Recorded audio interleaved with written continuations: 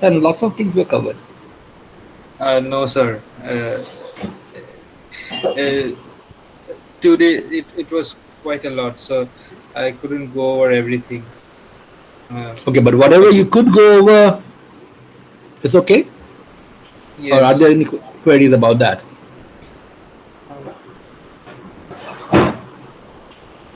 Yeah, I found No, that the sir. No. whiteboard does not get recorded. At least that's what it seemed to me, right? In the video. Because at the beginning when I was using the whiteboard, that doesn't seem to be in the video. So in any case, I didn't have a great time with the whiteboard, so let's go back to the thing that I've used so far. So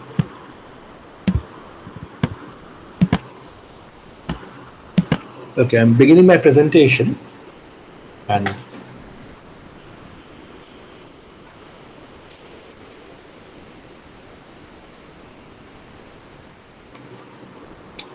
okay, so let me basically recap what we were doing.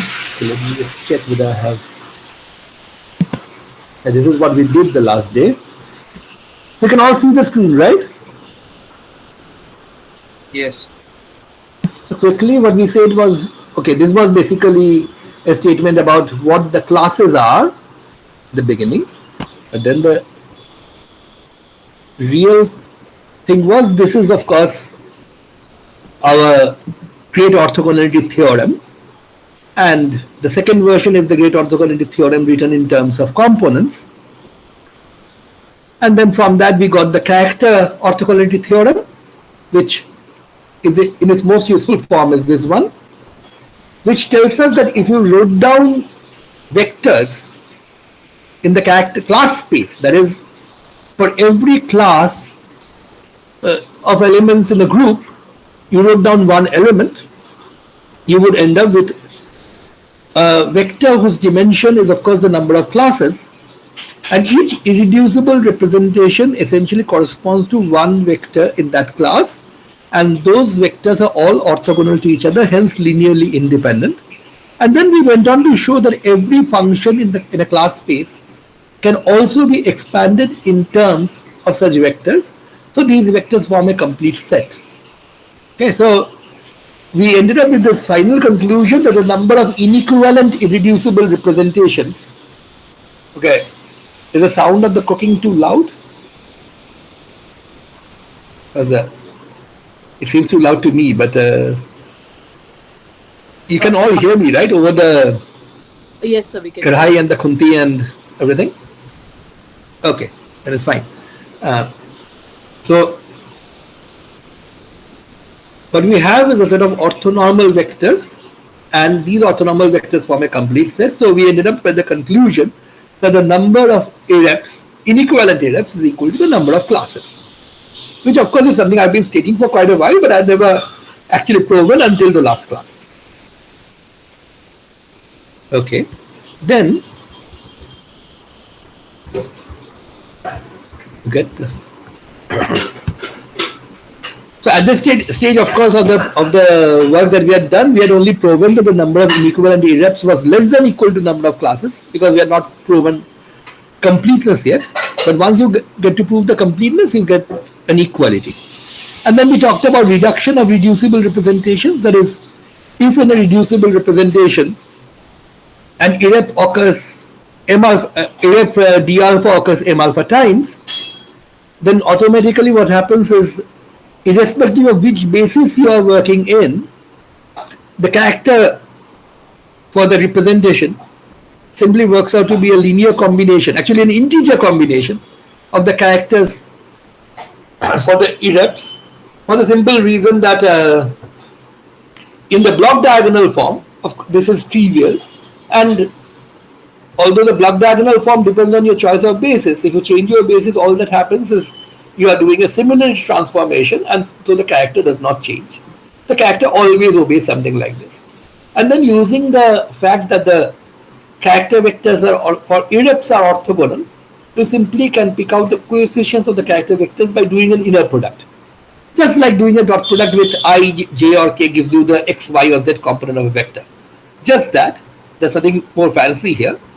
element is just of the same sort because it's a finite dimensional vector space anyway, at least as far the ones we are dealing with so far. So there's no real issues with convergence and anything. So there's just an ordinary dot product, and the dot product gives you M alpha directly. And this is the formula, which is the important formula for us. This is the formula which tells you how many times a particular irrep occurs in a reducible representation. Then we also went on to say that if this quantity on the right hand side for a particular representation, if you end up with this result, that if you took the characters for every element, mod squared them, and then added them together for every element, or you could do it for the classes just by multiplying by the number of elements in each class, weighting them by that. If you ended up with mod of G, the number of elements in the group, then this representation has to be irreducible. That's one result we got. The next very important result that we got was that the regular representation contains each and every irrep that a particular group has, and it actually contains each irrep exactly as many times as the dimension of that particular irrep, and which ultimately leads us to this result that if you add the sum squares of the dimensions of all the irreps that a particular group has, you get the order of the group. And as we saw, this puts a huge restriction on the number of irreps possible. We already had seen that the number of irreps possible is bound, it has to be equal to the number of classes. Sorry, not the number of irreps possible, but of the dimensionalities of irreps possible. So we had already seen that the number of classes give you the number of irreps. We have not seen at this stage yet because we have not proven completeness yet. But once we prove completeness, we see that the number of irreps is equal to the number of classes, and square of the dimensionalities add up to the order of the group. These are two very important results. So these two and the orthogonality, along with a few very simple statements, will be often sufficient to construct the complete character table of a group. When I say often, I really mean often. It's very often the case, but sometimes you need some extra help. But most of the work can be done just by this. So basically, the number of irreps equal to the number of classes, sum square of dimensions equal to the number of elements, and the irreps are orthonormal. That's so the character vectors for the irreps are orthonormal. Of course, the irreps are not vectors, but the character vectors are orthonormal as long as you use the root over square root nc by mod g in front of them. Okay, so now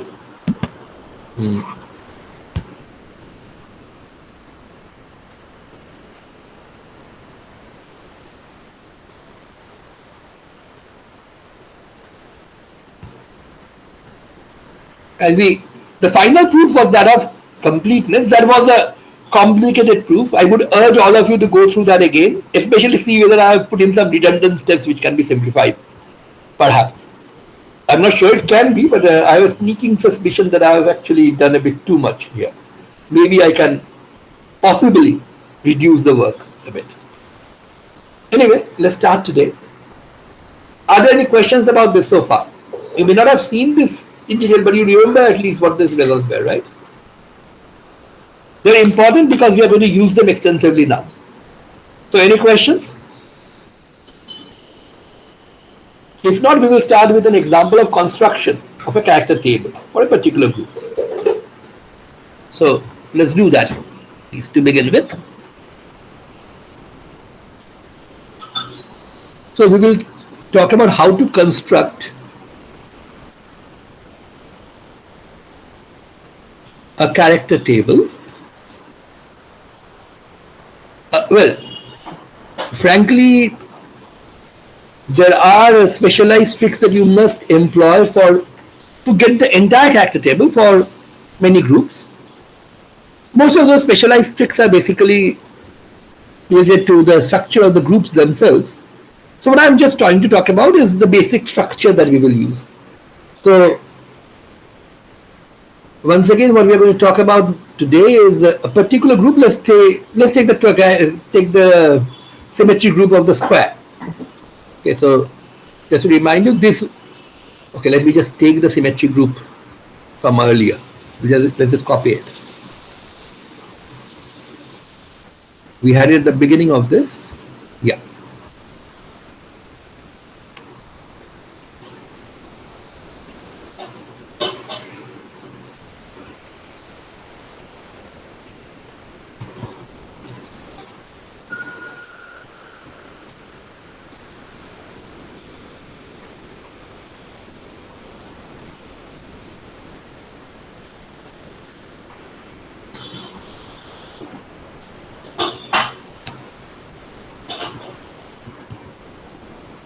So this was a symmetry group of the square. This of course is a pretty poor attempt at drawing a square, but you can realize that there are two reflections about the bisectors of sides, two reflections about diagonals, four rotations, four meaning 0 degree rotation, 90 degree, 180 degree and 270 degree. And we have also said that the classes are these. Identity in a class of its own. Then you have two of the reflections A and B together. They are in the same class because they can be rotated in the lines of reflection can be rotated into each other by a 90 degree rotation.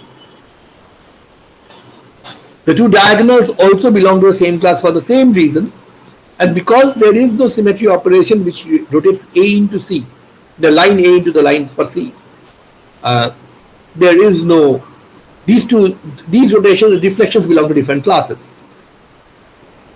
Similarly, G is one class, F and H are is another class. So basically, let us just label the classes now. Oops.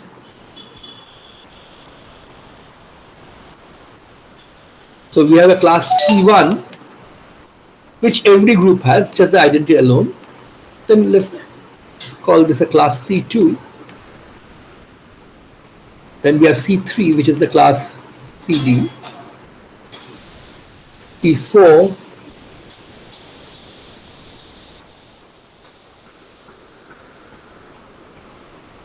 Okay, maybe I will just change the nomenclature a bit. What I will do is, because let's just put the size 1 classes first. So C2 is G, the 180 degree rotation.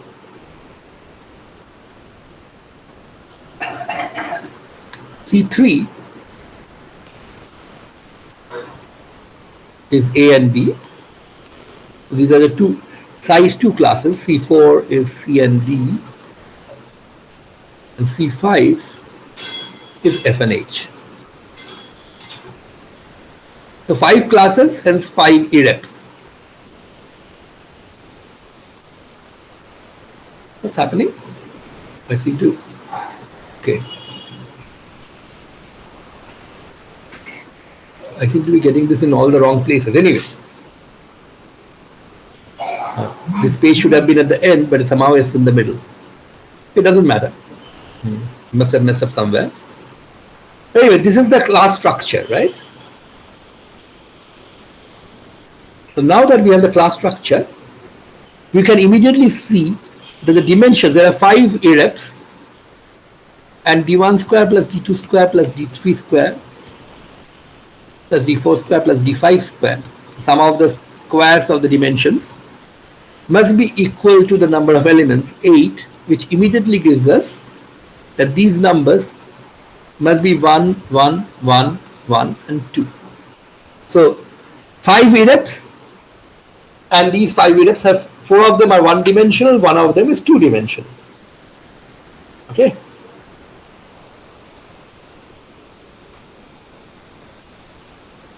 So now let's try to build up the character table for this. Okay.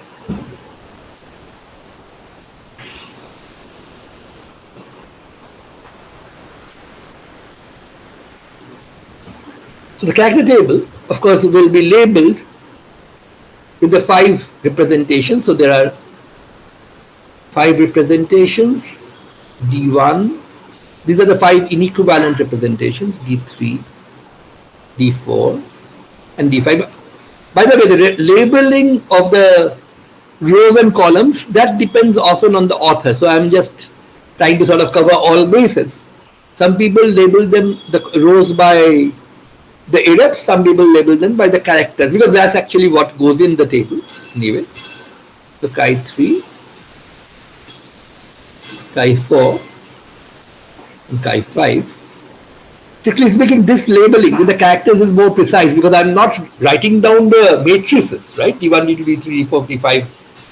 All the 8 matrices for D1, all the 8 matrices for D2. I'm not doing that. I'm just writing down the characters. And of course, I could have written down the 8 group elements and written down the character for each one of them, but I don't need to. I know that these are class functions, so I will just write down C1, C2, C3, C4, and C5 as labels for the columns. And this is also standard notation. Very often what we do is put in a number. There is a number of elements. So instead of saying C3, we often say 2C3.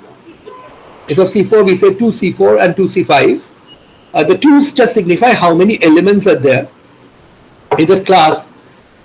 Well, it's important to have that simply because we have to remember that when you talk about orthogonality of the characters, you have to talk about orthogonality after multiplication by these number of elements in the classes.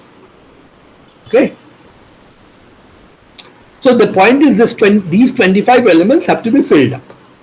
Now one of them is simple. C1 has only the identity. So I can always fill this up first. This has to be the dimensionality of the representation, right? The character for the identity. The identity is always represented by the identity matrix. And since it commutes with every similarity transformation that you can do, or similarity transforming matrix that you have,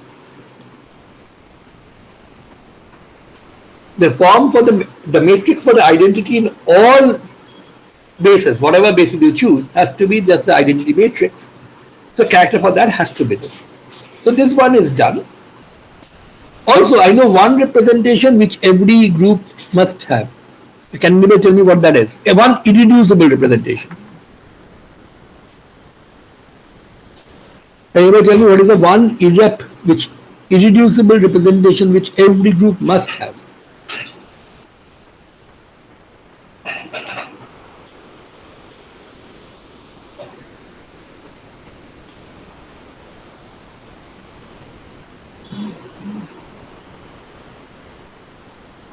Yes?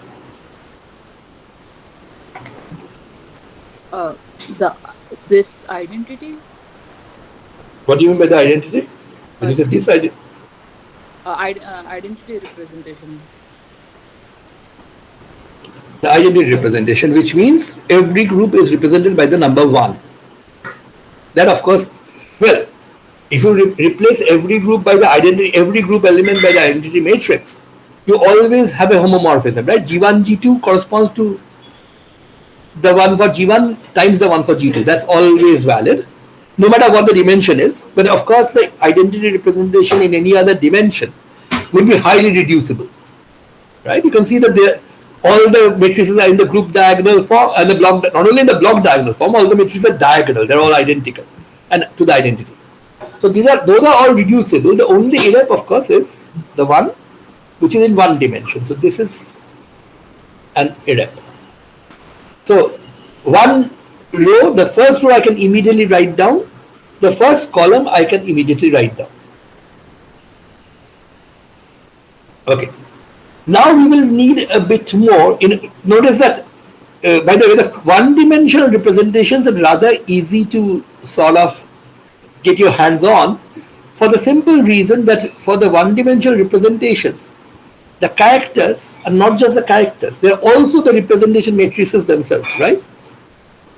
In 1D, you have only 1 by 1 matrices, and the characters are the same as the representation matrices. Why is that an advantage? The advantage is because the representation matrices have to obey or have to follow the group multiplication rule. Now, in general, characters don't have to do that. Characters are not multiplied together. So if say G1, G2 is G3, chi_g1 times chi_g2 in general is not chi_g3, right? Is that okay? Is that one correct? Clear? That chi_g1, chi_g2 is in general definitely not chi_g3, but in 1D representations they are definitely the same, right? Because chi_g for a 1D representation is nothing but dg. Okay, so what does that tell us? The 4 one-dimensional representations should be simpler to handle. And let's look at C2. C2 has what? C2 has G, right? So what do you know about the element G? G is a 180-degree rotation. What specifically do you know about this particular 180-degree rotation?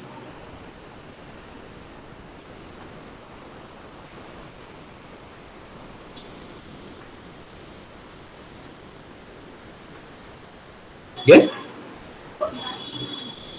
Some simple group theoretical property which the 180-degree rotation has.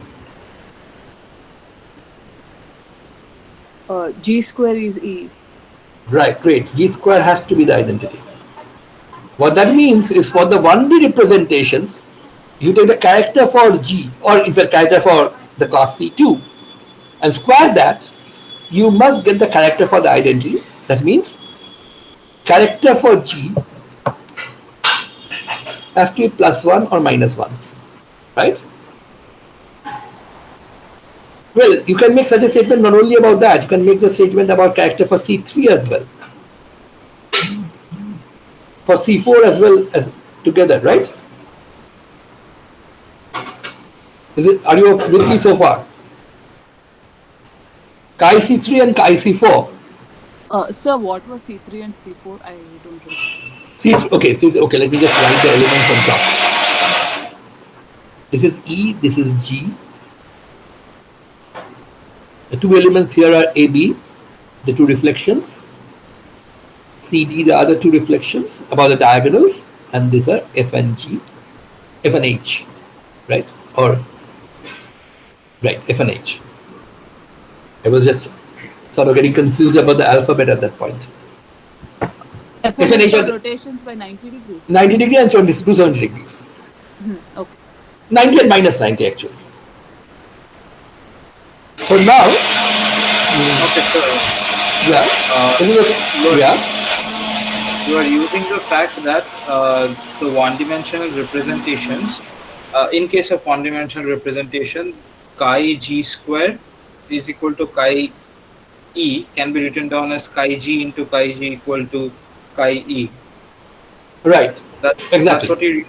Okay. That's what I've used. Chi G into chi G is chi E. That's true for 1D representations. In general, it's not true. But for 1D, it is true. So chi G into chi G has to be 1.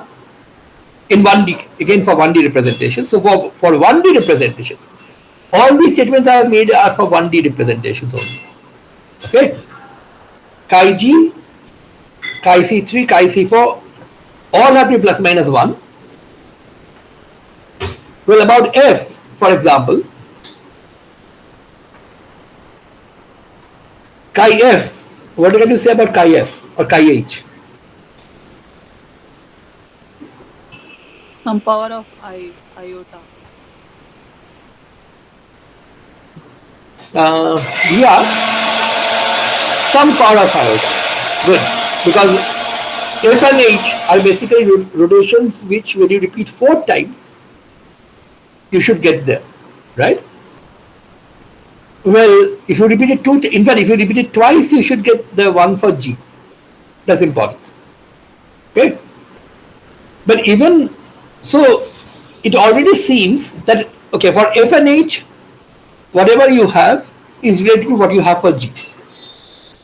But that already seems to be way too many choices, right? You have 2 choices for chi G, 2 choices for chi C3, 2 choices for chi C4, 2 choices for chi, 4 choices actually for chi C5, if you allow imaginary values, which, by the way, there is no reason to assume you don't have to allow, because this could all be complex valued vectors. So 4 times 2 times 2 times 2 is way more than just the 4 rows that you have, right? There are only 4 1D representations, And if you just look at the possibilities, we have already got way too many. We have got 32 such possibilities, right?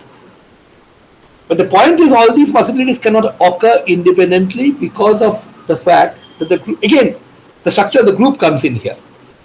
For example, if you do two rotations, what do you get? Two reflections, one after the other, what do you get? Rotation. Rotation through how much?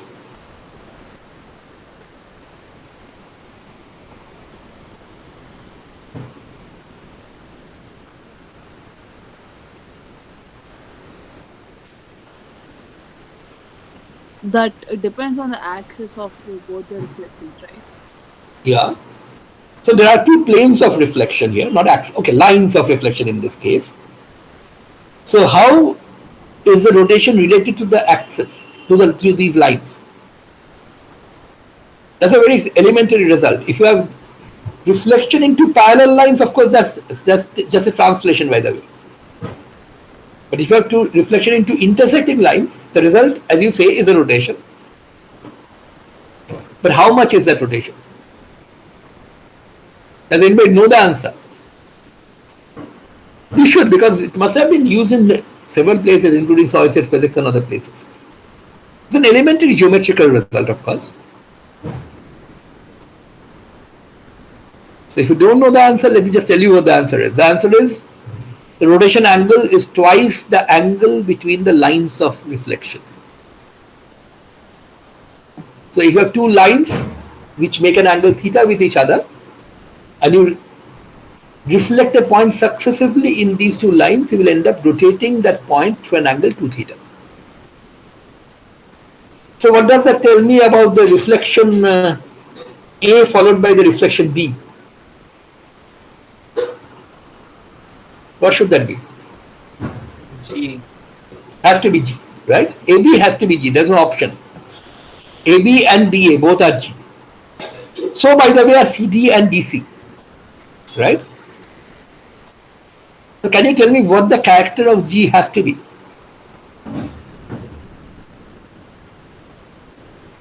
One. Has to be 1, right? Because I don't care whether chi C3 or chi C4 are plus or minus 1. Character of G has to be character of C3 squared or character of C4 squared, has to be 1 always. So for all the 1D representations, once again, for the 1D ones, I can put in ones all the way. Okay, not all the way. The last one, of course, is not in this pattern. That's a 2D representation. For the 1Ds, I have all the ones. Okay.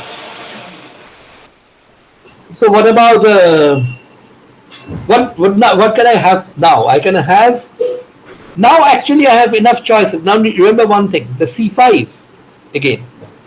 By the way, the C5 is a 90-degree or 270-degree rotation. Earlier, you said that this has to be some power of iota, not multiple, some power of iota, right? But now that I know that chi G is 1, I'm pretty sure you can change the statement, right? If you do F twice, what do you get? G. So C5 must have a character which is plus or minus 1. Okay? Not I or minus I, because C5 squared has to give you chi of G. You were saying power of iota basically because you were saying any element of C5 done 4 times is the identity, which is right. But we get a restriction now. Any element of C5 done twice is G, and G has a character of 1. So C5 must have a character of plus or minus 1. But what's even more important perhaps is this. If I do A followed by C, what should I get?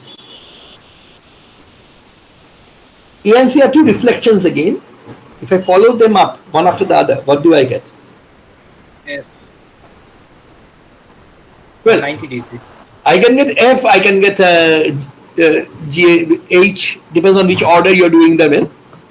But you will definitely end up with either a 90-degree or a minus 90-degree rotation, right? Because those two planes are at an angle of 45 degrees with each other. So what that tells us is that if you take the character for C3 and the character for C4, and multiply them together, you're going to get the character for C5. Right? So character for C5 is also not independent. Character for C2 turned out to be not independent because it was a square of the character for C3 or that of C4. It was always 1. Character for C5 is also just the character for C3 times the character for C4. So it's either +1 or -1 depending on how the product goes. But it's not an independent value. So ultimately what we find is only the character for C3 and the character for C4 can be chosen independently. So there you have 2 choices for character C3, 2 choices for character C4, and that gives you a total of 4 choices, which is exactly the 4 lines. So just to write them down, these are the 2 choices, right? Is it okay? Now you might say, who said that the D2 has to be 1, 1, 1, -1? Why can't it be 1, 1, -1, 1? Well, I don't really care. Because those representations, unless you have some very special reason for labeling those representations separately, they are just representations. So you just label them one after the other, whichever order you want. Of course, in a physics application, there may be some special reason for labeling some representation specially, differently from others. But that we are going to talk about later. Okay? Yeah? Is this okay? And of course, the final line is this.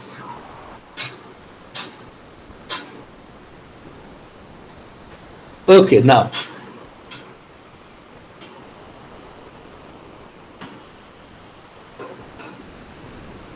So 4 rows done, the 5th one left.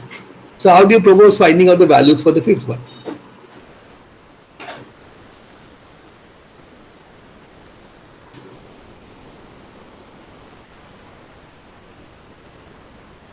Okay, before we go there, is everybody clear about the chain of arguments which led us to this?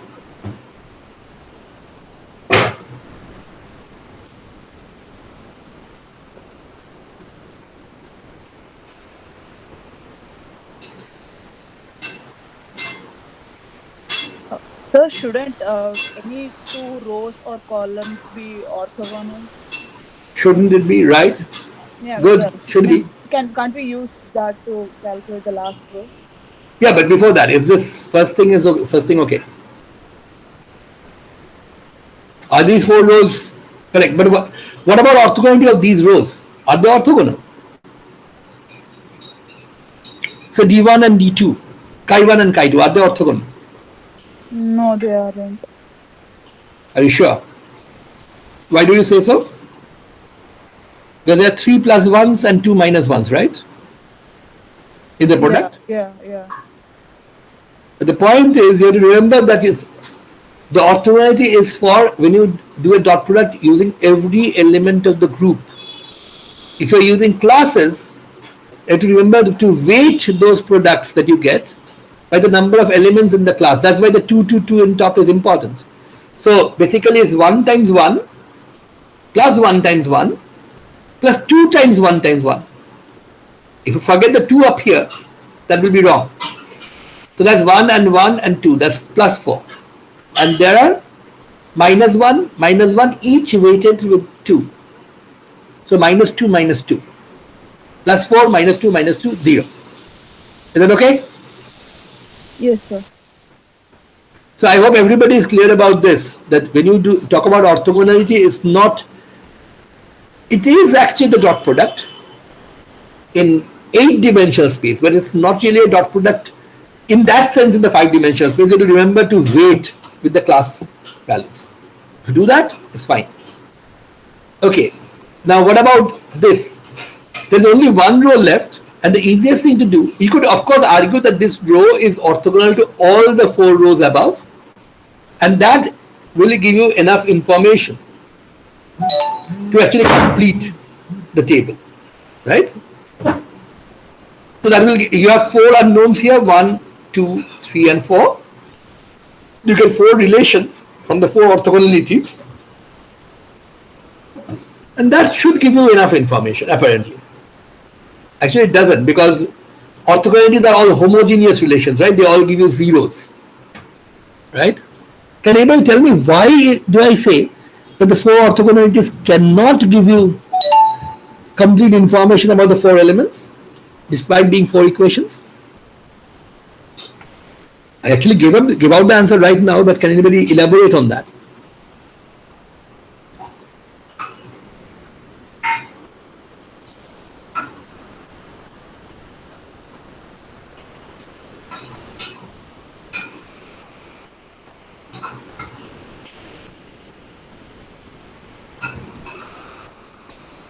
Yes? Four equations, four unknowns. Why can't I get the answer? Are these like are these equations dependent on each other? Like basically, Well, one equation is a constant are you multiplied asking with. me or are you telling me? No, because I I'm could trying always to. assume that there are A, B, C, and D, right? And then write down the equations. One equation will be simply 1 into 2 plus 1 into A plus 2 into B. 2 into B because there's a 2 in the C3 plus 2 into C plus 2 into D equals 0. Will I get will I get an answer or will I not get an answer? Okay, actually I made the wrong statement there. I will get an answer. I'd forgotten about the 1 into 2 at the beginning. Okay, I withdraw what I said a while ago. I will get four equations and they will give you the answer. But that's really more hard work, writing down four equations, solving them simultaneously. Although in this case the four equations turned out to be pretty easy to solve, but still. Pretty easy and to solve is fine, but there is a much simpler way of doing it. Which is this. You also know, along with the orthogonality is what we have used so far, that was for the rows of this table. But as was mentioned, the columns also have a property, and the property is this.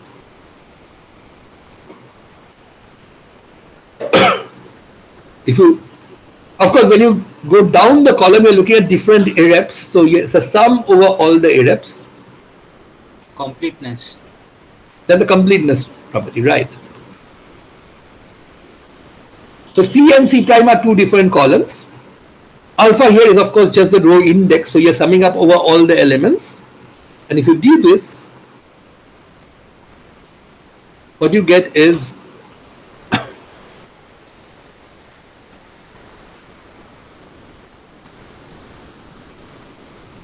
so that should immediately tell you that these two columns are orthogonal in that sense.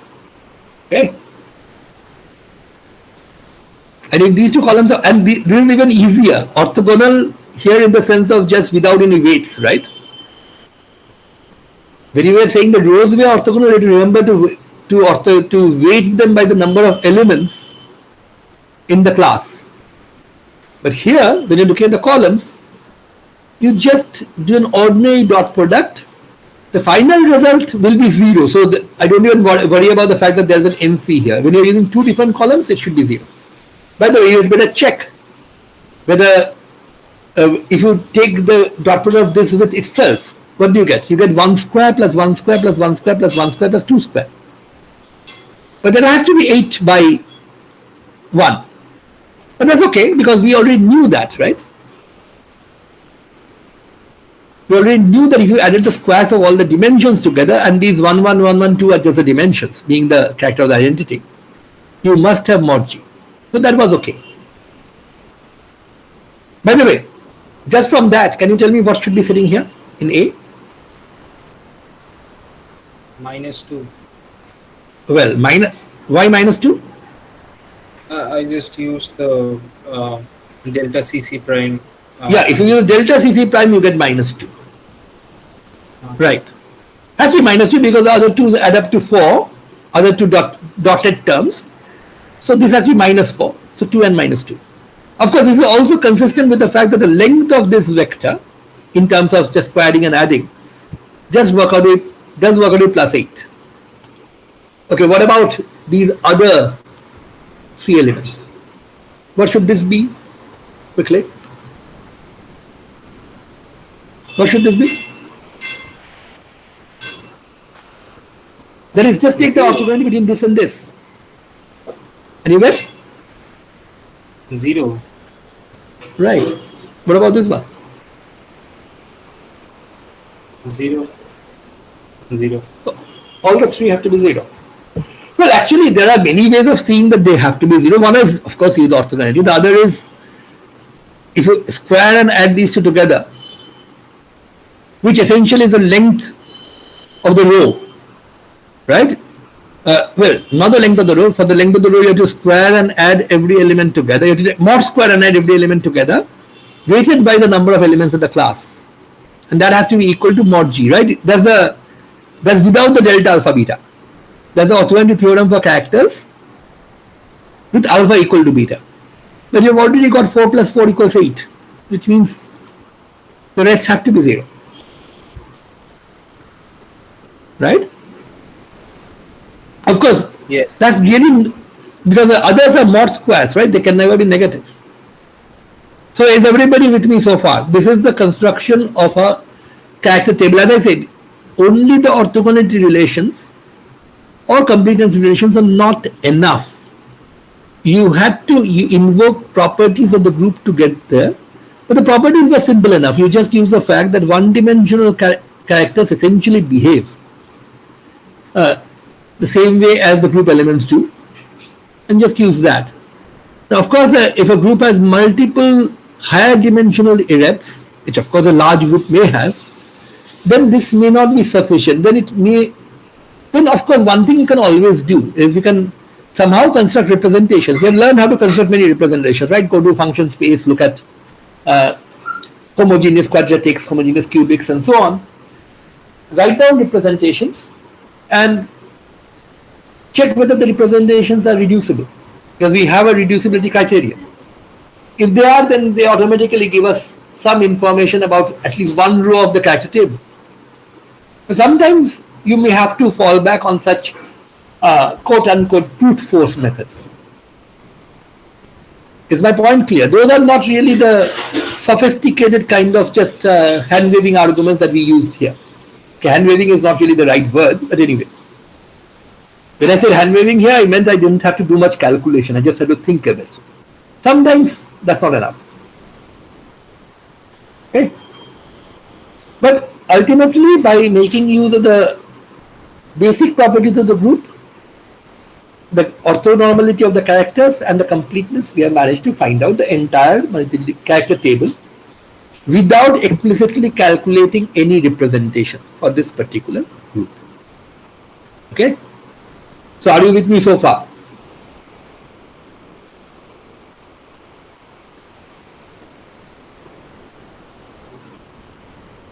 Okay, now let's say somebody tells me that, okay, I have found a representation of this particular group. Oops.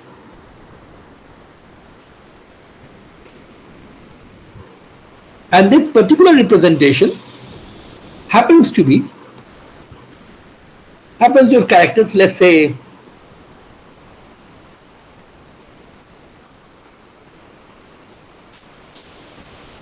this, and ask, is this a reducible representation?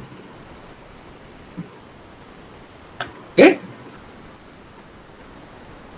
So can anybody tell me whether this person is right? Okay.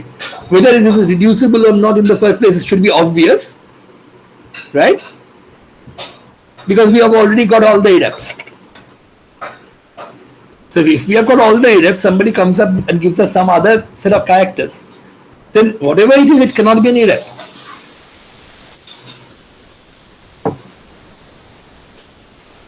But just pretend for the time being that we did not know the irreps. We did not know, for example, that a three-dimensional representation cannot be an irrep. Right? Remember, the way we argued was we found out that there are 5 irreps, then we found out the possible dimensions, then we wrote down the character table. Let's say we have done none of this. We just know this group, symmetry group of a square, and somebody somehow has come up and given me this as a characters for a particular representation and asked me to check. Yeah. Yeah, so the Yes. first thing is there's a it says that it's a three-dimensional Yeah. uh, representation. So that won't be possible because we already saw in the previous class that the EREPs should have that summation over m alpha square equal to 1 will give me Yeah, the yeah. EREPs. I understand. That, But let me just say that I did not do any of that. I did not check. I did not find out the dimensions. Of course. So let me say I didn't even check that whether any one d square is more than 8. That's not allowed. We are not even going that far, or we're not even using that argument. Somebody has given me this, and now I'm going to check whether it's reducible or not without any other knowledge. Okay, not without any knowledge. I need to know what? I need to know that the group has 8 elements. I need to know that the group has 5 classes with 2 elements each. And the characters for these classes are given as this. Just from that information, can I check reducibility? In the last class, we had a reducibility criteria, right?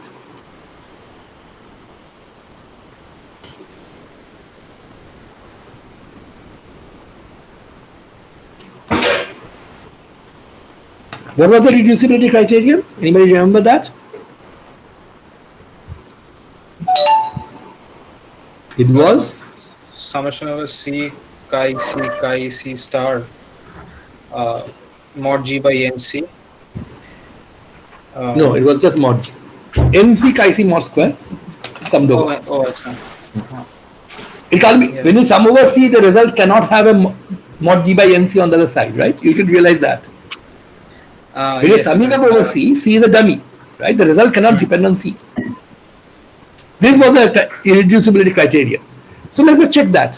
What do you get for this? You get 9 plus 9 plus 2, not 1, right? Plus 2 plus 2 times 4, 8. Is it okay? Did everybody get the steps that I used? I just squared these and added, but weighted them with the number of elements in each class. So 10, 21, 30. So what's your conclusion from this?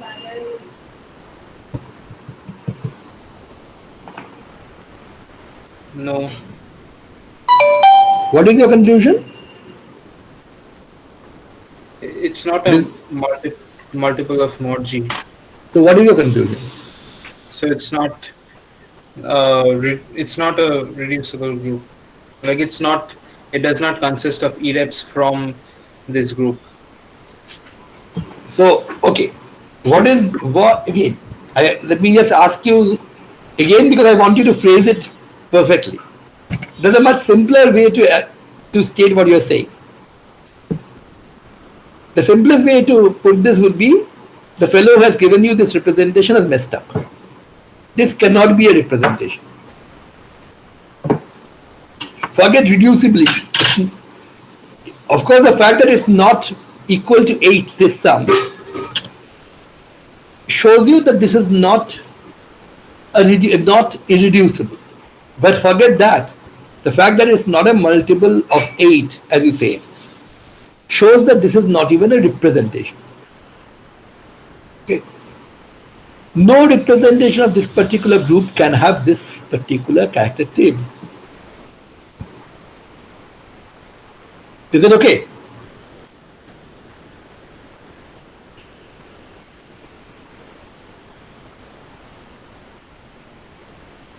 Yes? Is everybody with me so far?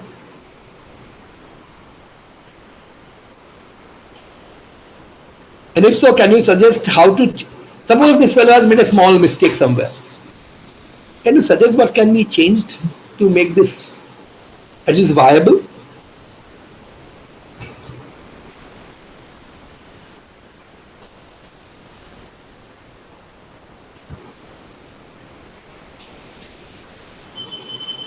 That is, just change one of the numbers in this. Maybe she made a typo when she wrote this out. So maybe she messed up one of the values. Can you tell me which one, what is the minimal fix that you can think about? One change to these 5 numbers. Changing C3 or C4 should do. C3 or C4 Then should do. And you want it to go to how much? 32. 32. Okay. So you want to change it to what? So 32 would mean this is already contributing 2, you want it to contribute 4. Right? Yes. Yes. But can it contribute 4? This is a square, right? It's not a square, it's twice a square. Remember, C3 has 2 elements. Twice a square cannot give you 4. Yes.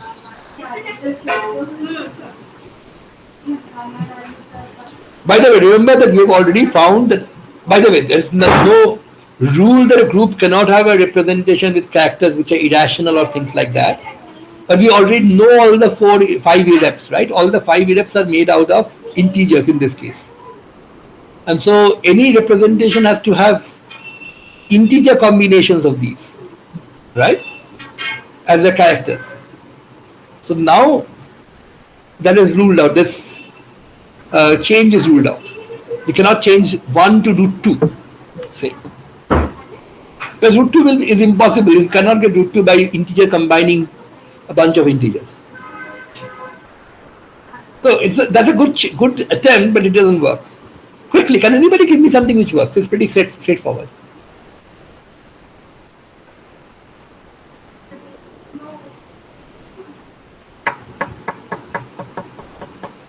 A very simple small change in one number.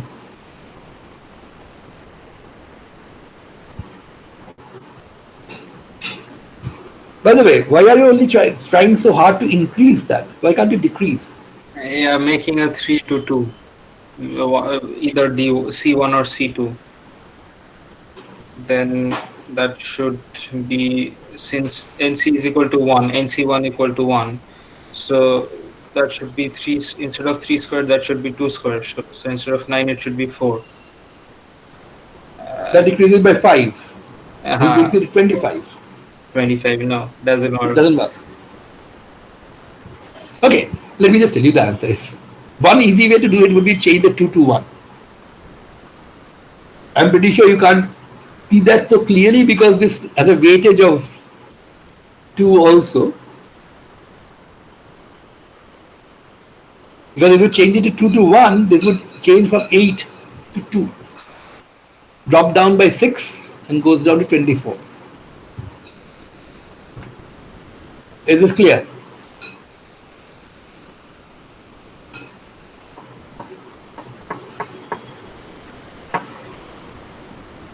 Is everybody okay with this?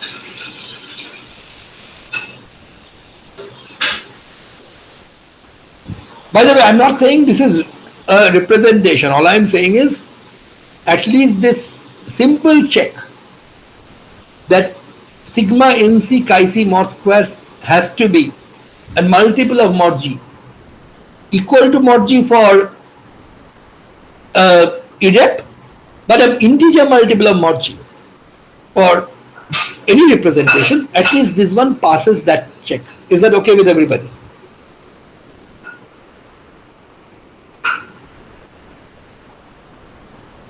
I want to hear a yes or a no.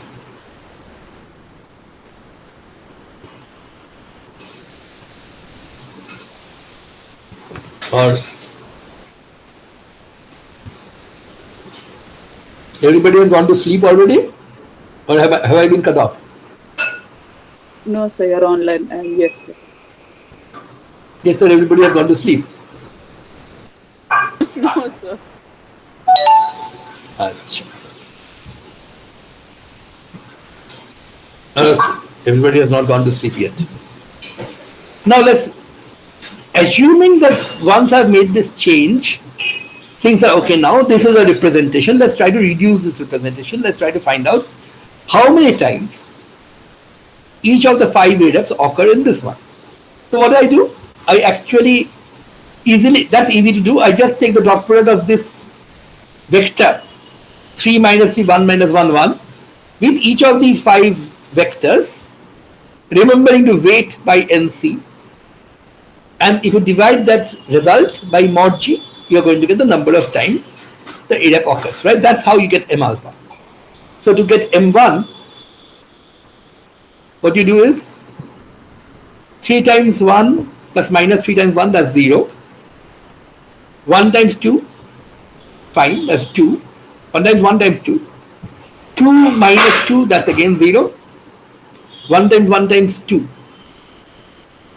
And that's 2.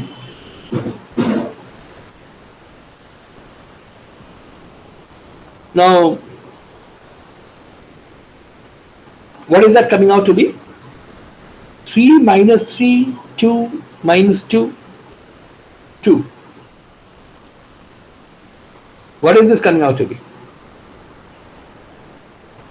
2. And do you see something wrong with that?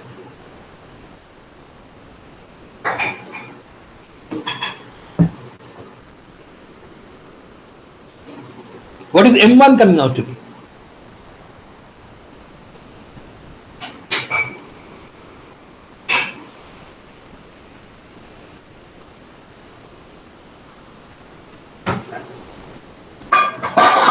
Come on, it's coming out to be? From the formula, what is it coming out to be? M1 is 2, right? No, it's not 2, it's 2 by 8. The vectors, the orthogonal vectors are square root of NC by mod G. Remember the mod G. That is, if you forget the normalization, you can just do a dot product, remembering to weight by the NC, but then what you get is not M alpha, what you're getting is M alpha times mod G.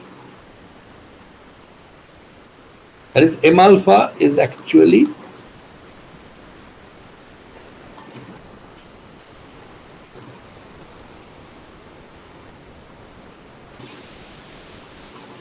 this times NC, of course. So there's a 1 by mod G. If you get a 2 out of this sum, then you're in deep trouble. Because then it will tell you that the identity representation occurs 1/4 times in this representation, which of course is absurd. So all I'm trying to point out here is there are many ways somebody can make a mistake while specifying a representation, and if somebody has made a mistake, it's going to show up either in the reducibility criteria itself or when you try to reduce it. Okay? So the fact that we were getting 1/4 actually shows that even after the correction that we have made, this is still not correct. Okay? Let me tell you what is correct. Let me just give you a genuine representation which this has, so that we can actually carry out our reduction. The genuine representation, one genuine representation that somebody can easily come up with is this one. Okay, let me also tell you how you would have arrived at this if you had done it. What you would have done, perhaps, one way of arriving at this is not the only way. There are many situations where this particular representation arises. This, of course, is not the D, this is the corresponding chi's characters. One way would be, okay, by the way, what is the dimensionality of this representation? Anybody tell me that? 3. Yeah, it has to be 3 because the character of the identity is always the dimension of the representation. So these are 3D representations for this particular group. Now, if you had actually done a function space representation for this one using just homogeneous quadratic functions, you would immediately get this particular representation, 3, 3, 1, 1 minus 1. Please check that out. You remember how to get the function based representation, right? You had a general vector as x, you just set up E1 and E2, so you have the square. Okay, let me just. So you have the square. You set up E1, E2. Under each of the 8 operations, E1, E2 change very, very simply. So I can write down the 2-dimensional representation very, very simply. using E1, E2 as your basis. And in fact, that two-dimensional representation happens to be irreducible. It happens to be exactly the last row of the character table up there. But then you could actually talk of vectors which are like this. And talk of this function which takes V, this V, to ax square plus by square plus cxy. That means this gives you a bunch of three-dimensional vectors in the function space where x square, y square, xy are your basis and c, a, b, c are the coefficients. And you can work out the three-dimensional representation there very, very easily. For example, for C, if this is your C, what happens to E1 and E2 under C?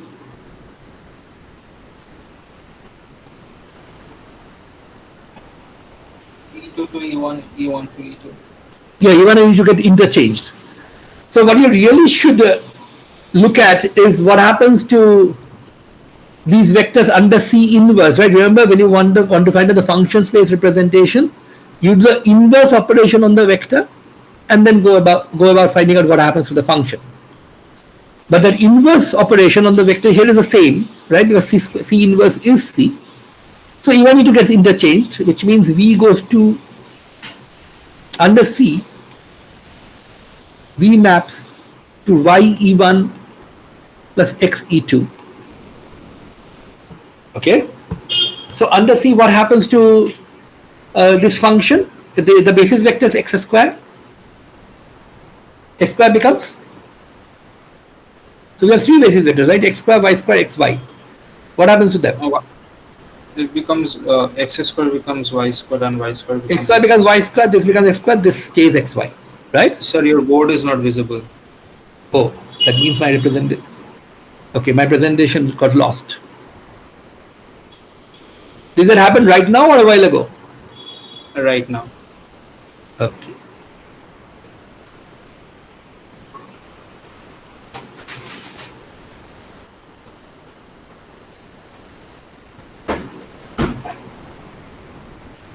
Okay, so as I was saying, x square goes to y square goes to x square, xy goes to xy. A 3D representation. Can anybody tell me what the trace is for this particular matrix? You don't even need to write down the matrix to find its trace. Tell me what the trace is. It's 1 because these two terms, this one and this one, contribute 0 each. Right? There is no diagonal piece here. X square changes to something else, y square changes to something else. Xy gives you 1 times xy. So if you wrote down a 3 by 3 matrix, you will have 0, 0, 1 on the diagonal. The character is 1. So by the way, that immediately tells me that this minus 1 here was wrong. It should have been plus 1. Anyway, you can form the entire three-dimensional representation this way. For example, for G, what happens with G? What does G do? E1 and E2.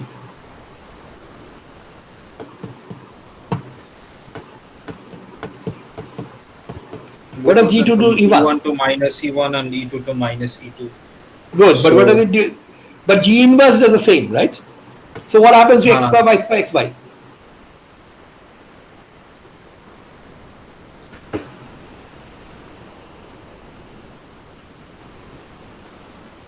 Under G, essentially x becomes minus x, y becomes minus y. Actually under G inverse, but that's all you need.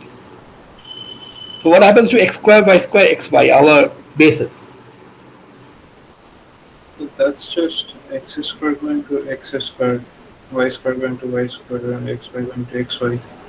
Right. Very good. So what is the matrix? So that gives us a identity matrix, right? Right.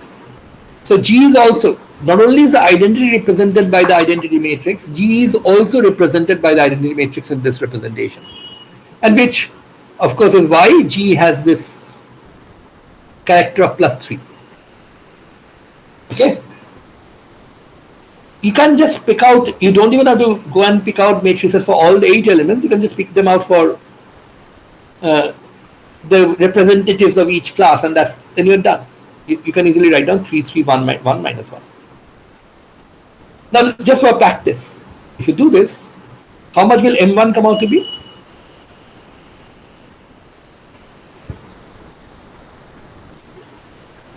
Okay, how do you do this? You do 3 into 1 plus 3 into 1 plus 1 into 1 into 2 plus 1 into 1 into 2 minus 1 into 1 into 2. So 3, 3, 6 plus 1. 2, and these cancel out. So that's 8. So M1 works out to be 1. M2 works out to be how much? Quickly.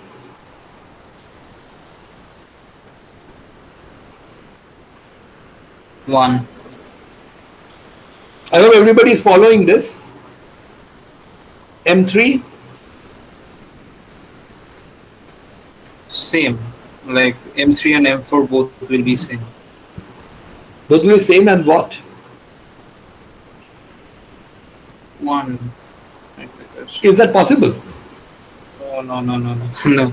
It's not possible, right? Because after all, you have if you have 4 one-dimensional representations somewhere, it ends up being a 4D representation. A 3D representation can't have that many. In fact, by the way, you can write down M5 is 0 right at this stage without even calculating M3, M4 or M5. Can you see why? Of course, assuming that this really is a representation, not some mistake. But if this really is a representation which is 3-dimensional, we've already got 2 one-dimensional representations. The last one has to be 1D, right? Cannot be 2D, because then that way you are going to exceed the size of the matrix. So this is 3 plus 3, 6, minus 2, 4, plus 2, 6 again, plus 2, right? So that's 8, that's 1. What about M4? That's 3 plus 3, 6, minus 2, minus 2, minus 2. So M4 is 0. Of course, I didn't really need to work it out, because once I've got 3 1D representations for a 3D reducible representation, I know that I've already got all of them.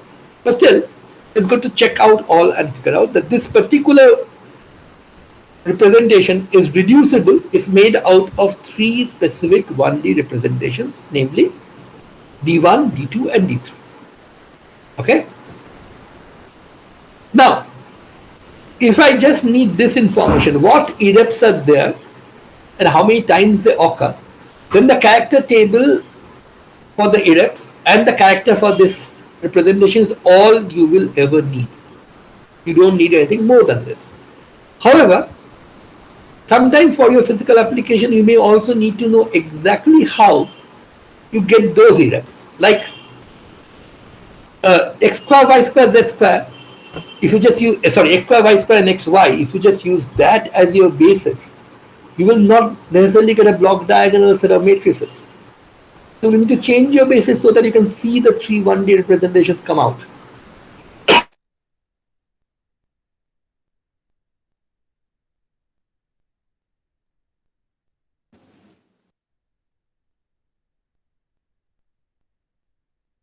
Sir, gone. Yeah, that cough was strong.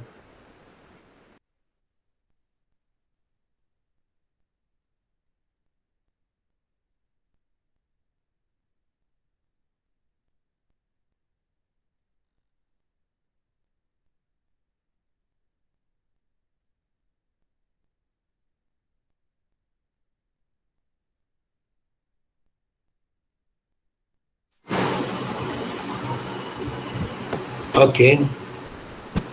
I got lost and now I'm back, I hope. Am I? Yes, sir. Yes, sir. Okay, so how far down was where I? Where was I?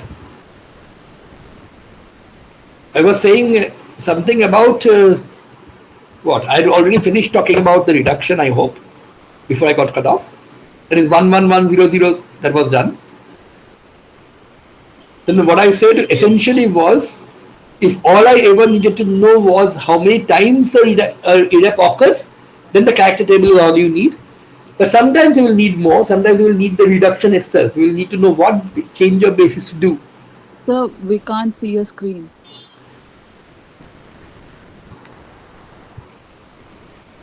Oops. Okay.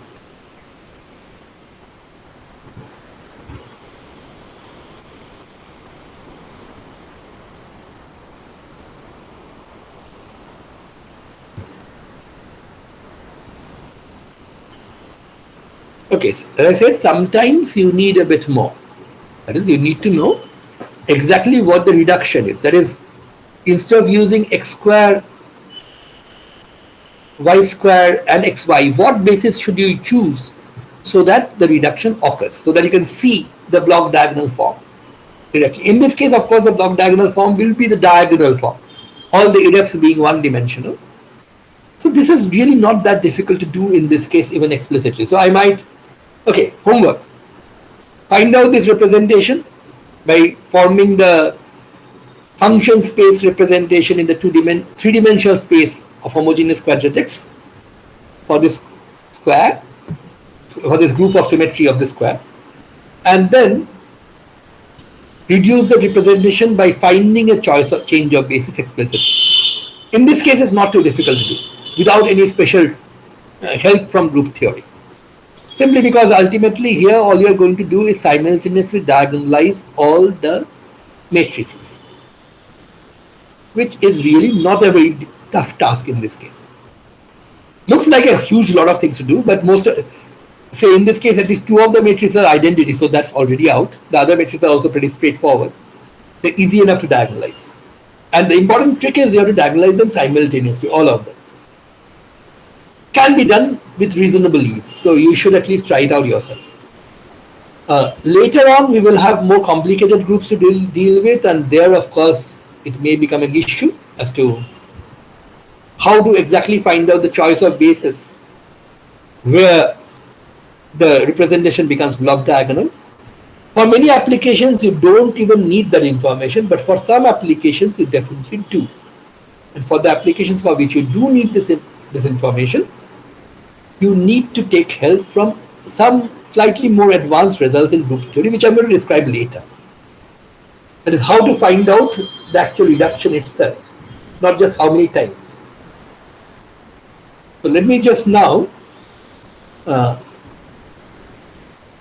okay, with all these interruptions, I've just sort of forgotten what I was supposed to say to you now. Okay, let me just think again and try to remember what I was with Amy. Okay, let's finish with at least some semblance of a physics problem. Not really a physics problem at this stage, but something which looks like a physics problem and which can be made into a proper physics problem based on the kind of group theory that we have already done. This problem is simply one in which we will talk about vibrational modes for a molecule, which we are going to call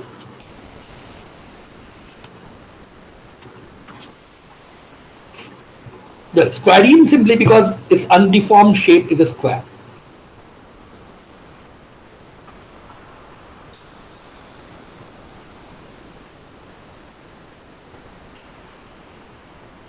And the molecules are, of course, joined, interacting with each other with rather complicated forces, maybe even diagonal springs which give you interactions here. Well, the actual forces may be very complicated, but as long as we are dealing with small vibrations, we can of course replace or approximate the potential with a harmonic potential, which is what we are doing when we are representing the forces between the molecules by springs. Essentially saying that the potential energy is taken up to the quadratic term and we are ignoring beyond the quadratic terms. Okay. The question is what are the possible vibrational modes of this spring? What kind of vibrations you can have? And if you know the spring constants, or basically you know the interatomic potential, at least approximated to quadratic order, can you figure out what the frequencies of vibration will be? Also, even if you don't know the exact values of the spring constants, can you at least relate the spring these vibration modes to each other? How many of them will have the same frequency? How many will have different frequency, and so on? This, of course, is a problem of small vibrations, right? And in this case, the configuration space was a dimension to the configuration space here for this problem.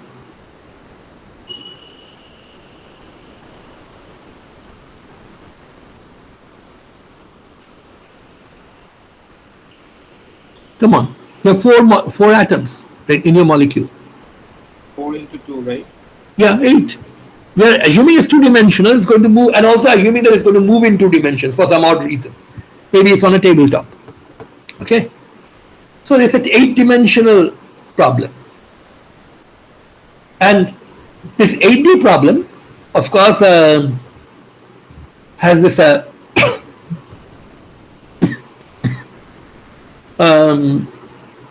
well, this 8D problem can be solved by diagonalizing an 8 by 8 matrix, right?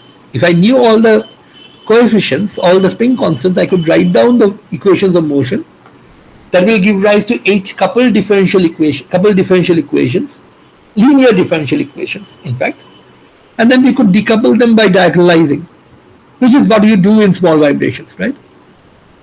So, well, the problem is really just a diagonalization of an 8 by 8 matrix. Now, while a 8 by 8 matrix is rather, well, not very nice to diagonalize by hand, with modern computers and say a computer algebra system, it's really not that big a deal, right? So you might say, why bother using group theory to solve this? 2 answers. One is 8 is not where you can have to end. You may have to deal with more complicated molecules with much larger number of dimensions in configuration space. Even the squarene in 3 dimensions would have been 12D in configuration space. Well, apart from that, the insights that you can get from group theory, if you just by brute force diagonalize the matrix, you found out the answer, well, you will find out an answer. In the end of the day, you have an answer. But then you will not really be able to understand why the answer has, say, 2 frequencies which are the same, another frequency which is maybe a particular multiple of that. This kind of information, this kind of understanding, you can get by just using group theory and just using the character tables. Okay? So we are going to try to talk about that. Right. But today we are not going to talk about everything. We are just going to show you how to sort of set up the problem. So first, you need to basically talk about the space of molecular vibrations, in this case atomic vibrations really, in such a way that you can just use the symmetry group of the square on it. Remember that we are assuming that the molecule is symmetrical, has the same symmetry as a square, which of course also means that these, say, 4 springs here must have the same spring constant. These 2 springs must have the same spring constant, right? Otherwise you would not have symmetry of the square. So this could be K1, K1. These 2 could be K2, K2. Of course, there's a single string. So the fact that you're imposing the symmetry of the square on this problem already reduces the complexity a huge amount. But then group theory actually allows you to work out the results of this simplified version very, very easily. So let's see what we are going to do. Firstly, we are going to set up the configuration space. That's an 8-dimensional configuration space. So let's set them up. Let's have a basis vector. Now this is not the best possible choice of basis vectors. As you will see later when we solve the problem, there are other choices of the basis vector which is more suitable for the symmetry of this problem. But right now we are just being naive. We are just writing down the most basic possible choices. So E1, E2.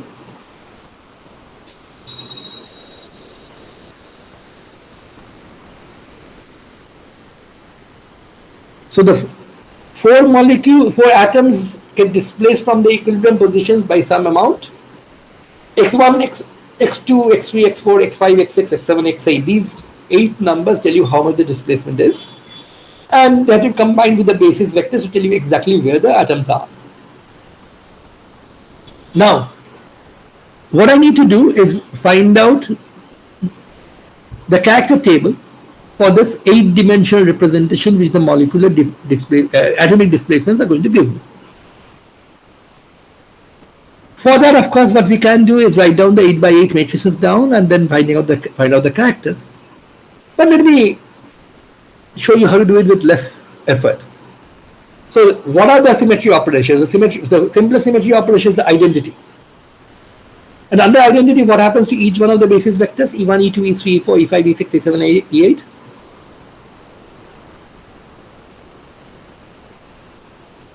Quickly? They stay the same. They say the same. So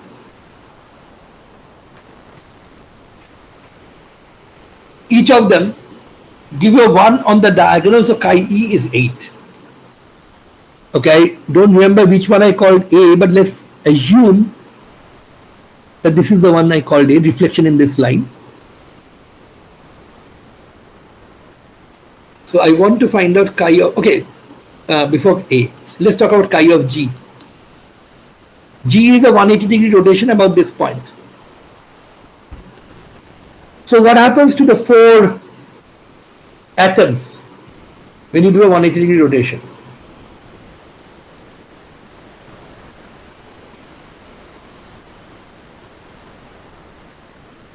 For example, this atom in this corner, it goes to this corner, right? They're rotating through 180 degree about this center.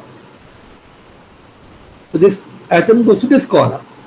What that means is E1 becomes, after you do G, what happens to E1? Quickly, what happens to E1? Minus E1. E1 becomes? Minus of Minus of what? E1. No, not E1. Minus When you E6. rotate, minus E5. E6. minus E5. It doesn't, does it Oh. point this way or this way? No, E5, E5. Right, it points this way. E1 after the rotation through 180 degree about this point actually ends up turned here. It becomes minus E5, not minus E1. And this is critical. You're not rotating about this point, you're rotating about the center of the square. So can anybody quickly tell me what the character of G is going to be? 0. Well, just because E1 gives you minus E5, is that enough to tell you that it's 0?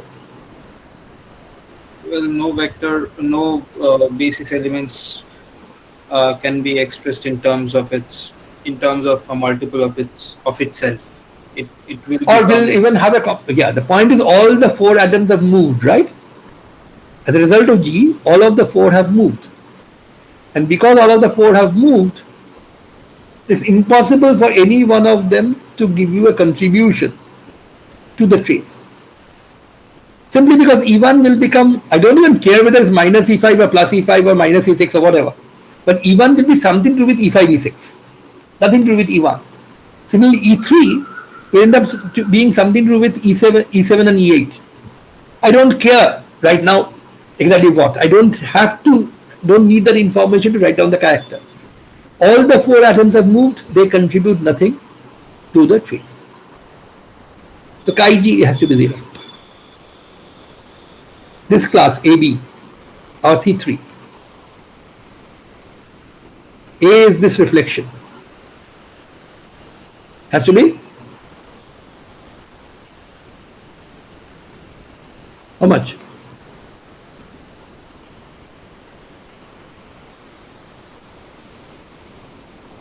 How much? 0. 0. 0 because all the 4 atoms move, right? This goes here, this goes here. None of the atoms stay in their place.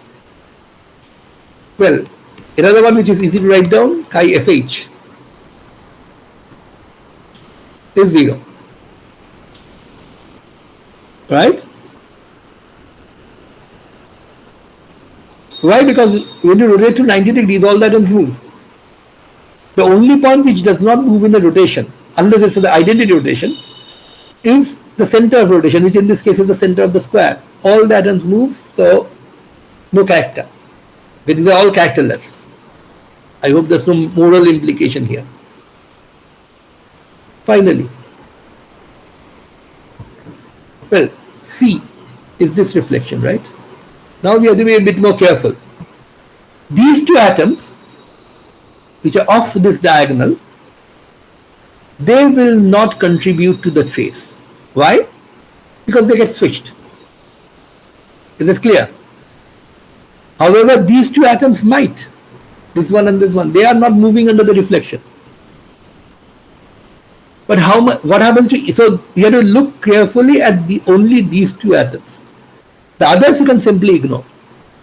But what happens to E1 when you reflect in C? E2 becomes E2. E2 becomes E1. So this also contributes nothing. Right? E1 is 0 times E1 plus 1 times E2 after the reflection, after this reflection. So to the trace it contributes nothing. E1 has no E1 in itself after the reflection. Similarly, neither does E2, neither does E5, neither does E6. So this is also 0. But by the way, well, this last step may seem, the point is, if atoms only, you have to look at only those atoms which do not move under the symmetry operation. The rest you can ignore. Just because an atom doesn't move, it's going to contribute to the trace, but at least it can.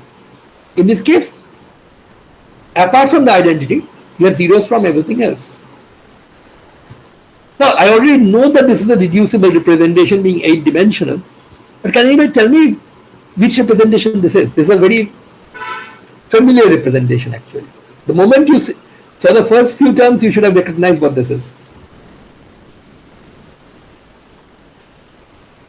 Regular representation. This is the regular representation for the square, for this group, right? So we already know it's a decomposition. I know the 4 one-dimensional representations each occur once, and the 1 two-dimensional representation occur twice. That's known. So there are, of course, 8 dimensions, so 8 possible modes, but not all of them are vibrations, by the way. There are 2 independent translations, right? One along the x-axis, one along the y-axis. There are also molecular displacements. And translations, of course, have no restoring force, so there's no vibration or no frequency associated with them. And apart from the 2 translations, what is there?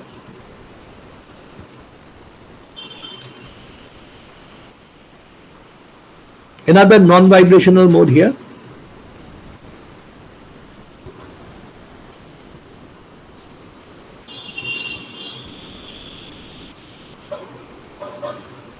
Then how can the atoms move so that there is no restoring force? One is if you just shift the entire thing along the x-axis or along the y-axis or along any direction whatsoever.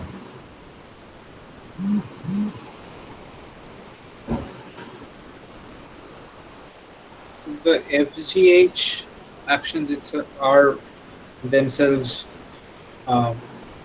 does not require any vibration in particular, right? Well, forget the. I'm not talking about the group elements, symmetry group elements. I'm talking about general modes of motion. Well, you're right in the sense that FH, FGH are special cases of those, but these are small motions that we're talking about, right? F and H are big motions. Any small rotation, any rotation, yeah. Okay, any rotation will be a possible displacement without any possible restoring force. Which means out of the 8, 3 of them are non-vibrational, 5 are vibrational. Our job will be to identify exactly which of these are the translational ones. Which of the, when I've reduced this to 1, 1, 1, 1 occurring once, the 1-dimensional ones occurring once, and the 2-dimensional one occurring twice, my job would be to figure out which of these go together, which of them are translational, which of them are rotational, so that we can drop them. Then we can talk about only the vibrational ones. And if 2 vibrational modes actually sit in the same erupt, it's easy to see. Okay, I'm going to argue that the next day perhaps, or maybe the day after that. when we actually do the problem in full, then it will be easy to see that they will have the same frequency. Okay, so we can talk about which frequencies will be degenerate, which ones won't be. But by the way, it's really rather easy. What about the, say, the x-axis? If I translate along the x-axis, that is,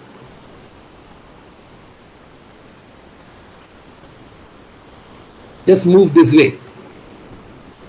This translation, what happens to it under the various group operations? What happens to it under E? Of course, it doesn't change. What happens to it under A, which is this reflection?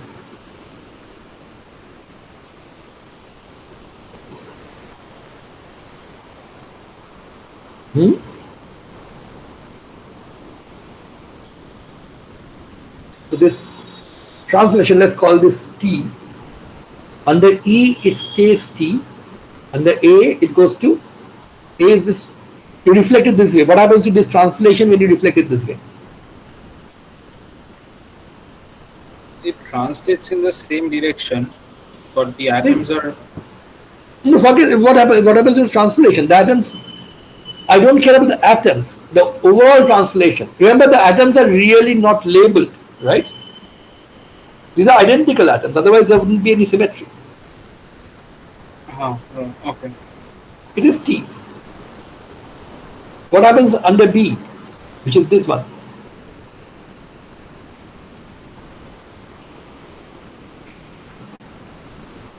It becomes minus T.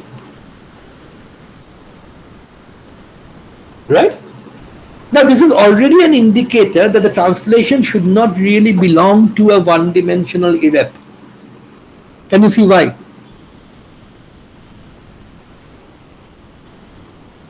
Translation along the x-axis at least should not belong to a one-dimensional irrep. Can you see why? Just from these three. There's a minus sign. It should all be 1. Right? It should all be 1. There are 4 one-dimensional irreps, right? All ones is just one of them. We've already written down all the 5 irreps, the characters for all the 5 irreps. Only the very first one had 1 only. I have a small doubt that go ahead. What is meant by the transformation? Group elements applied on the translation. Are we considering translation to be a no? element Just think about. Okay, let me put it this way. Suppose I took this molecule and translated it. Okay, that's one picture. And in the other picture, I did the reflection and translated it. So suppose you think of this as a movie. You have a movie in which a molecule gets translated along the x-axis. Another movie in which the same thing happens, but the whole thing is reflected along this plane. Will the reflected molecule undergo the same translation or a different translation?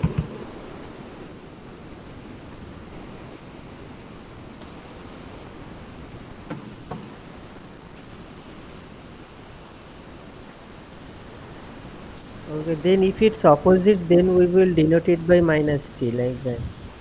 It is opposite. It is going in the opposite direction. For example, if I reflect the whole thing in this plane, then after I do the reflection, I will see the thing will move in the opposite direction. So it's going to minus T. But can you just tell me from this and this alone?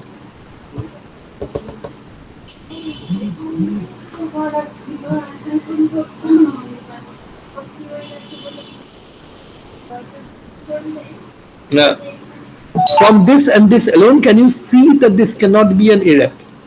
Yeah, because A and B are in the same conjugacy class. So both of them should have the same characters as well. But if you... Yeah, exactly. If this were a 1D irrep, then A and B should have the same character. And here you can see that T and minus T would mean that the characters would come out to be different, 1 and minus 1, if this were 1D. Okay? Clear? That is, we already know that for 1D irreps, A and B, because they belong to the same class, must have the same character. In fact, not only for 1D, for any dimensional representation, A and B must have the same character. Okay, but if it's 1D representation, then this alone would have told you that A and B must have opposite characters, 1 and -1. If it's part of a higher representation, then of course the character is not just dictated by one term, there would be other terms as well. You get my point, right? Okay, let's call this Tx to be more precise. Translation along x.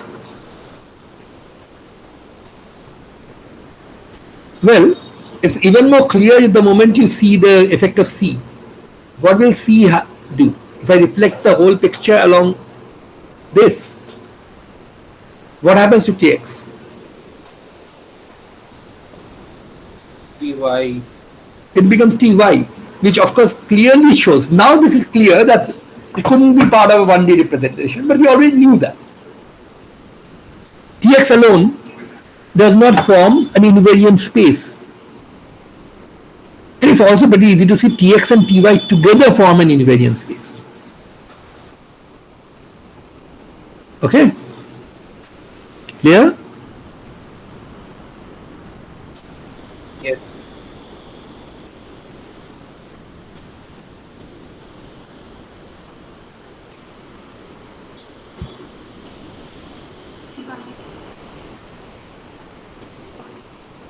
Okay? And you can easily figure out that this is one, the Tx and Ty together actually form one of the 2D irreps. Okay, just hold on. Need to.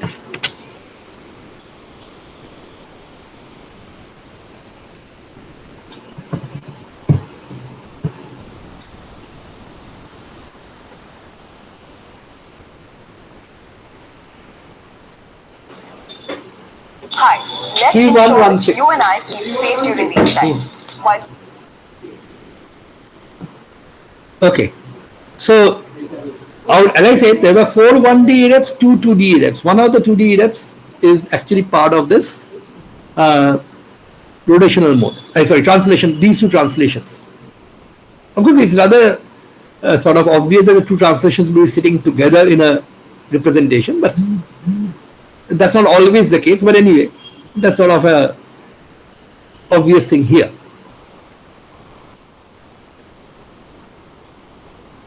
I hope I'm still in. The final part for today. A rotation. A rotation would be something like this. Okay, let me just draw it again with another color perhaps. Rotation would mean something. Let me take the orange one. Okay, this one goes this way, this one goes this way. So that's a rotation, right? What happens to that under identity? Nothing. Stays the same. What happens to that under A? Can anybody tell me that? Of course, this molecule goes up there, and this molecule goes down here. But It becomes the inverse. it becomes negative. Actually, this one, after rotation, becomes this one, the negative of this one. This one, after a reflection, here becomes this one. So basically, it's sort of easy to see. A counterclockwise rotation, in this case it was a clockwise rotation, becomes counterclockwise after that reflection.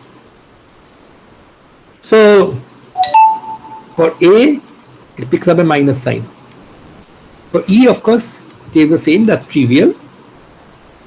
For B also, it's easy to see it will pick up a minus sign. For C, it's even easier to see it will become a minus sign. And it's also easy to see that under the rotations, not only E, under F, G and H, it will stay the same, right? If you do F, 90-degree rotation, what happens? This molecule, this atom moves here. But this rotation vector, the displacement, just rotates into this one, right? So, this actually, this irrep, okay, you have to find out where this was. I put it somewhere in the middle, yeah. This row of the irreps, where the reflections give you -1s and all the rotations give you +1, this one. this is a rotation for our molecule. Okay. So what are we left with? We are left with 3 1D representations for vibrations. This one, and this one. And one of the two 2D representations. Remember, this is a regular representation, so we have 4 1D, one each, and 1 2D twice in the representations. One of them go away for the translations. One of them, this one, goes away for the rotations. So the other 5 vibrational modes, 3 of them are in their irreps of their own, 3 which behave like this, and 1 2D representation which actually behaves like the final one.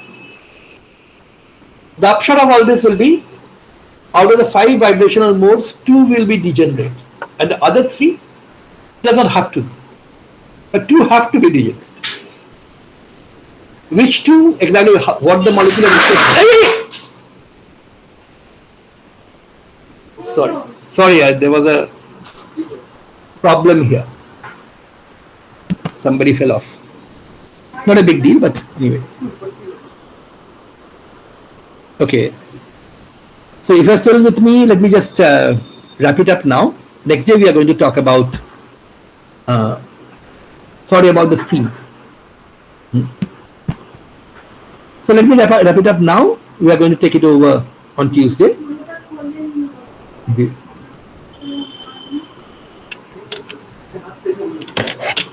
Okay, are you all with me, or did you all faint because of the screen?